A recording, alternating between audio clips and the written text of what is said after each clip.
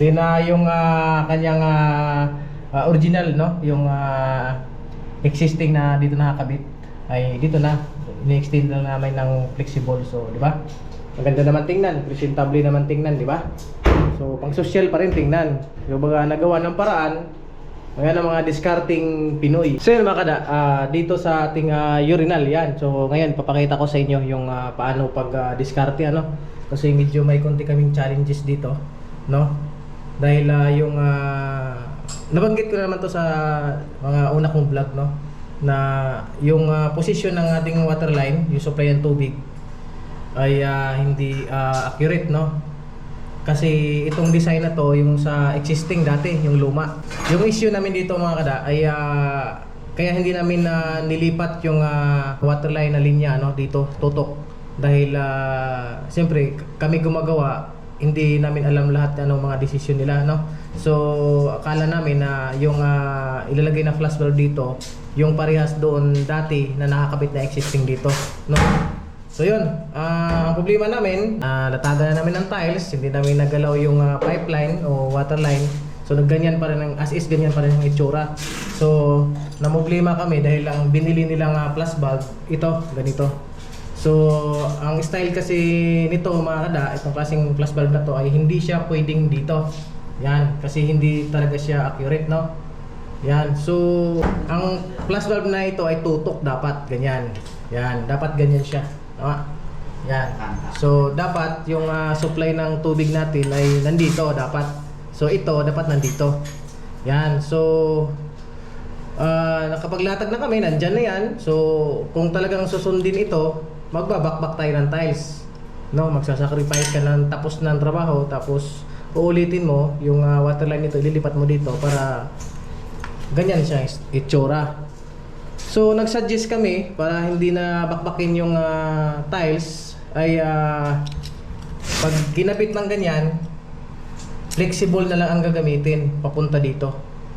So pumayag naman sila, so ganito ang mangyayari niyan. So as is ganyan, then flexible na lang para mabanat papunta rito. So yan, kinabit na ni Foreman.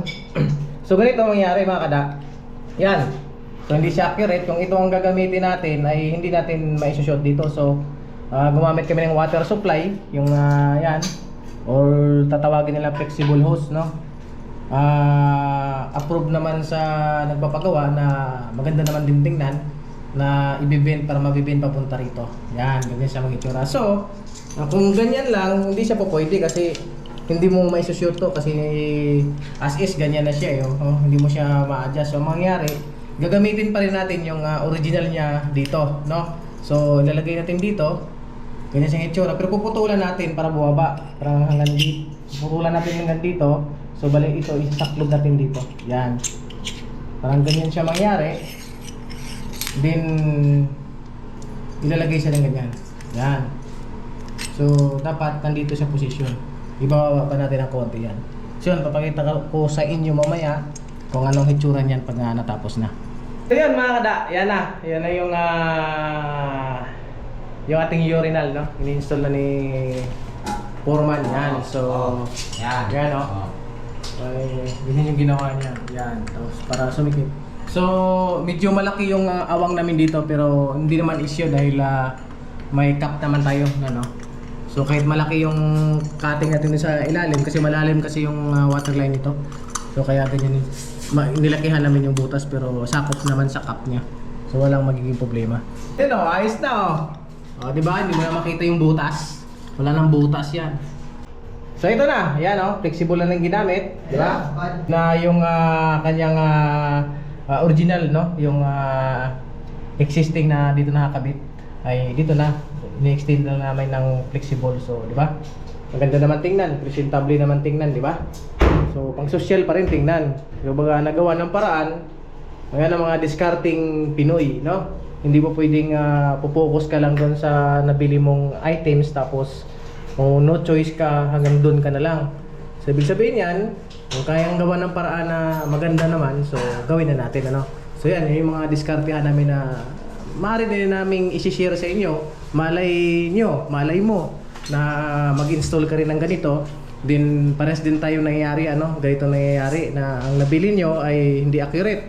So may idea na kayo, no, na pwede palang supply hose o flexible ang gagamitin para hindi ka na magbakbak ng tiles. Yan.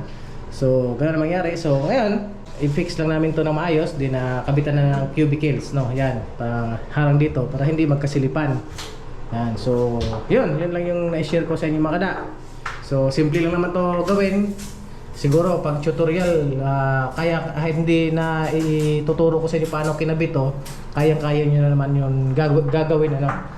Amote! Ayan mo, may mekaniko kami rito. Oh, yan mo, yan ang ganyan magtrabaho. Nakakita ng may mekaniko na nagkakro ka! Diba? Kita mo yan?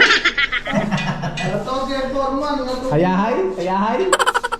So, kailangan higaan dahil wala kang access dito eh. Wala kang access dito. Yan, so, yan kung makita nyo.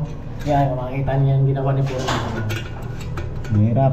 Kaya, medyo challenge. Kailangan pag kabit ka nito, kailangan accurate yung pag doon sa pinaka-drain mo. Kasi, ang problema kasi nito, pag hindi talaga maayos, magtatagas tayo dyan, maglilik. No? Kaya ganun mangyayari dyan. So, kailangan humiga para makuha.